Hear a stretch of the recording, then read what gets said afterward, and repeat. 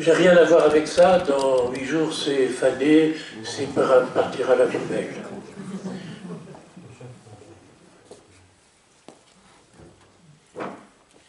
Ces fleurs sont composées à 80% d'eau. Moi aussi. Toi aussi. On a tout en commun. Les fleurs, l'être humain, qu'est-ce qu'on a encore en commun? Pas grand-chose. Peut-être l'oxygène. Sans oxygène, la fleur va s'étioler, elle va faner, elle va... Et toi, 3 minutes sans respirer, tu n'existes plus. On a tout en commun. Et tout à l'heure, avec le Père, quand nous avons levé le style, nous avons dit « Tu es béni Dieu de l'univers ». On a tout en commun avec l'univers. Tu as tout en commun avec M. Trump, avec M. Netanyahou, avec M. Poutine. On a tout en commun. Tu as tout en commun avec le gosse qui crève de faim. Et tu as tout en commun avec celui qui est responsable de la faim dans le monde. Et si ce tout en commun, c'est ça qu'on avait célébré tout à l'heure à la messe, le partage du pain. Et Dieu vient sur la terre comme symbole, c'est de la nourriture. Mais voilà, quand on prive quelqu'un de nourriture, ça devient un péché mortel. Oui, mais on ne les voit pas. Je vous devine, mais lui vous voit. Je me souviens dans le temps, quand j'allais beaucoup dans les écoles, quand je faisais beaucoup de conférences assis autour du potier, je prenais toujours un moment à regarder les gens. Tu en as rencontré combien aujourd'hui? Rencontré, les yeux dans les yeux, le cœur dans le cœur. Et je me souviens qu'à l'époque où je faisais ça, j'invitais les enfants à rentrer, quand ils rentrent à la maison, quand c'était des petits, regarder maman dans les yeux. Et j'avais parfois des coups de téléphone dans les jours qui suivaient. Mais mon père, qu'est-ce que vous avez fait à nos enfants? Ils nous ont regardés. Eh bien, le Père Pedro va nous faire voir, va nous parler de ces enfants qui nous attendent, qui ont besoin de vous. Vous savez, il y a des poteries. Elles passeront tout à l'heure auprès de vous. Elles sont vides. Vous allez les remplir. Je précise que ceux qui font un chèque, on peut leur faire un reçu fiscal. C'est tout à fait normal. Ça fait partie du jeu. Quel beau jeu, jouer à sauver des vies humaines. Si j'ai tout en commun avec cette plante, si j'ai tout en commun avec les gens du monde entier, Jésus est venu sauver l'humanité. Mais il se sert de nous, il a besoin de nous. Il ne fait pas sans nous. Tout ce que tu fais au plus petit d'entre les miens, c'est à moi que tu le fais. Et on est tous les siens, on lui appartient tous, on est tous ses enfants. Le blanc, le noir, il n'y a pas de différence. Dieu ne fait pas de différence entre les hommes. Oui, mais et le bon Dieu dans tout ça, qu'est-ce qu'il fait, lui? Qu'est-ce qu'il fait? Est-ce qu'il agit? Ben oui. Dieu sait, il sait tout. Dieu sait, c'est du verbe savoir. Mais c'est apostrophe et, c'est du verbe être. Il est. Je pense qu'on n'a pas tiré la leçon il y a quelques années de cette expression « je suis Charlie ». Parce que je suis la fleur, je suis la plante, je suis M. Netanyahou. Je suis l'enfant qui a faim. Et quand il me sourit, je me souris en lui. Père, tu sais très bien que la plus belle chose au monde, c'est de voir ces petits, sur des poteaux qui sourient. Souvent tu dis, c'est comme des roses, c'est comme des fleurs, ces enfants. Sur des potoirs, ça fleurit.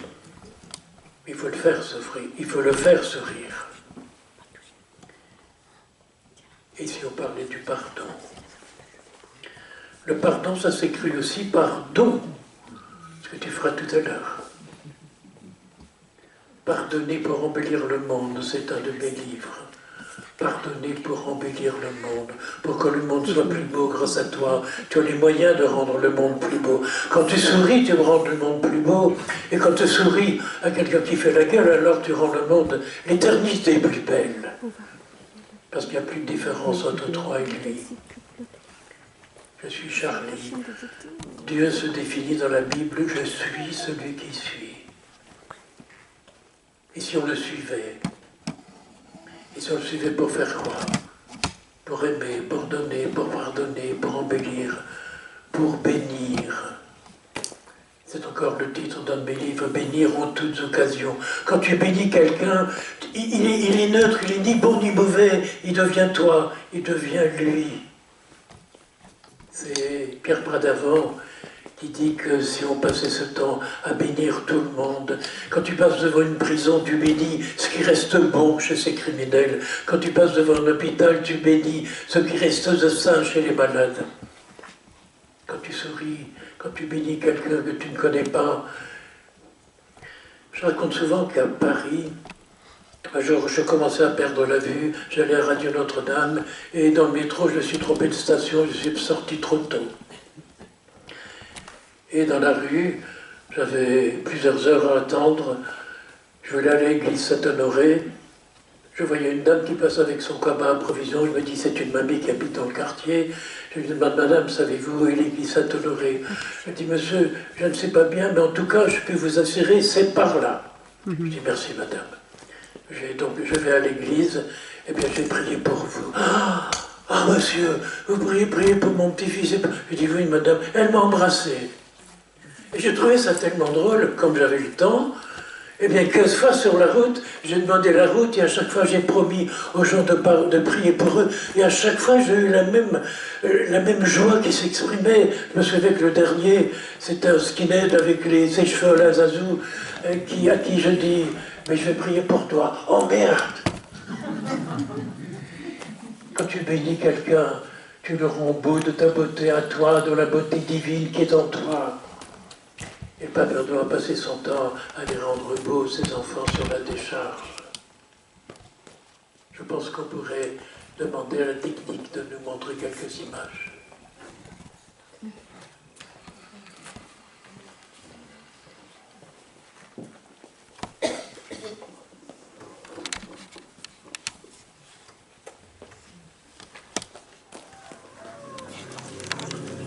Ce soir-là, j'ai fait une alliance avec Dieu. Avant de m'endormir sous mon lit, je me suis mis à genoux et j'ai dit, mon Dieu, aide-moi à faire quelque chose pour ce petit enfant. Je ne savais pas quoi, ni comment, mais je savais quelque chose qu'il fallait que ces enfants sortent de cet enfer, puisque c'était un enfer. Et bien, ce soir-là, je sentis une force. Et on a commencé sans rien, sans être connu, sans argent. Voilà, seulement la passion et la foi de que Dieu ne permet pas que des enfants puissent vivre une vie si inhumaine. Janine fait partie de ces jeunes sauvés de la misère, de l'exclusion. Ses parents, avec leurs 5 enfants en 1989, étaient pris dans ce labyrinthe de la misère. Ils ont accueilli le père Pedro sur la décharge.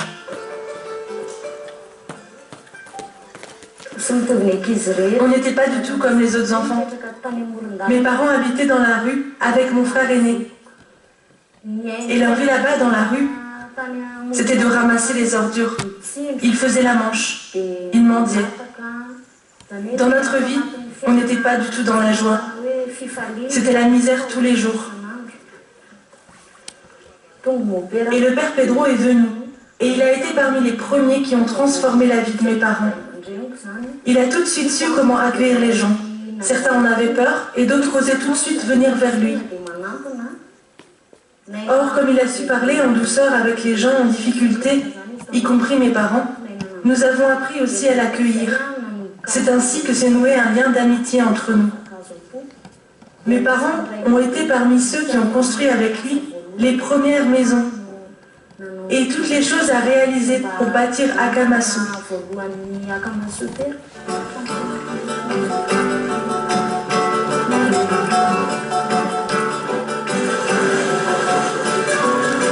C'est ainsi que depuis 1989, par un travail acharné dans la communion et le partage, le père Pedro et les exclus d'Antananarive ont mis en œuvre l'association d'Akamasu, les bons amis en malgache.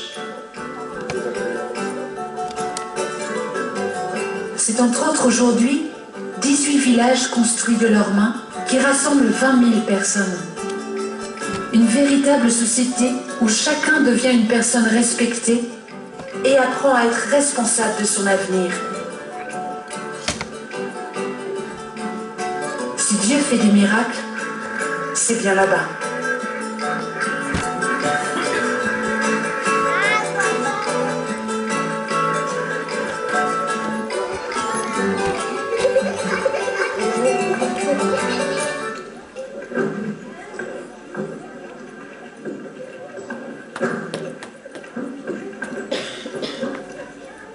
Vous êtes ici, dans un endroit où la vie est une lutte, où la vie c'est un combat quotidien. Et nous avons enlevé de cette montagne des milliers de mètres cubes de granit. Et les femmes ont porté sur leur tête ces milliers de tonnes de mètres cubes. C'est pour cela que pour moi, ces femmes-là, ce sont des dames. Et qu'est-ce qu'il y a à ces femmes-là? À peine 1 euro par jour. On n'a jamais voulu mettre des machines ici, parce qu'après, qu'est-ce qu'ils feraient tous ces gens-là? Ces gens-là n'auraient pas de travail. Quand je suis dans l'atelier, je trouve du métal en fusion, qui est composé pour moi de plomb, d'étain et d'antimoine. Et l'antimoine, je le trouve dans le contenu des obus des Premières Guerres mondiales. Et voilà que ce métal, cet objet de haine, cet objet de guerre fait pour tuer. Je m'en sers pour faire des objets d'amour, des colombes. Je pense toujours à cette phrase de saint Thomas d'Aquin, tout ce qui est reçu prend la forme du contenant. Eh bien, il en est de même pour nos paroles, elles prennent chez les autres la forme qu'elle a en nous. Est-ce que vous croyez que vous êtes en train de patiner des pièces, et puis les vernir, et puis les nettoyer? Ben, vous faites erreur. Vous êtes en train de nourrir des enfants qui ont faim, d'empêcher cette mondialisation épouvantable, ce rouleau compresseur qui fait mourir 50 000 enfants tous les jours. Alors on va se battre, nous n'aurons pas. Seigneur, bénir cette eau, on peut tous ici rassemblés, d'abord pour la famille et pour cette maison.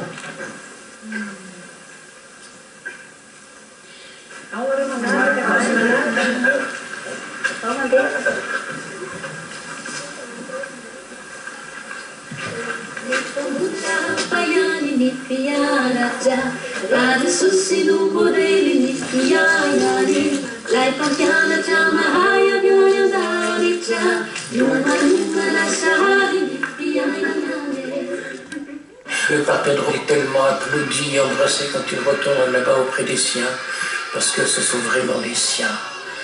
Et je voudrais aussi que ça devienne un petit peu les miens, et en même temps que ça devienne les tiens, parce que si 50 000 enfants meurent de faim tous les jours dans le monde, alors que les hommes d'État, les chefs politiques ne font rien dans ce domaine-là, ça doit être ton affaire. Sinon, je ne sais vraiment pas ce que tu viens faire dans une église le dimanche pour entendre à la consécration cette parole.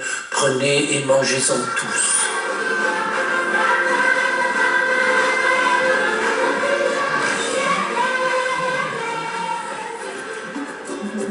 Jésus dit, en vérité, je vous le déclare, chaque fois que vous l'avez fait à l'un de ces plus petits qui sont mes frères, c'est à moi que vous l'avez fait.